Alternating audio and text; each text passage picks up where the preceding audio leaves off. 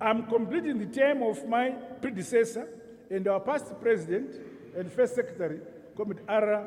G. Mugabe, between now and the next elections in a few months. Given that overbearing fact, we cannot afford divisions which weaken our focus while they dissipate our collective energies in wasteful intra-party conflicts. We need every vote, including that of our members who may have been misled by the cabal.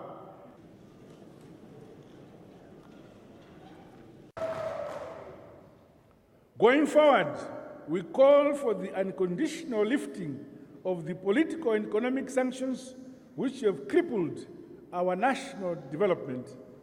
We realize that isolation is not splendid or viable, as there is more to gain through solidarity, mutually beneficial partnerships, which, however, recognize our unique national interests. Government will thus pursue a robust re-engagement process to fully affirm our belonging to the family of nations.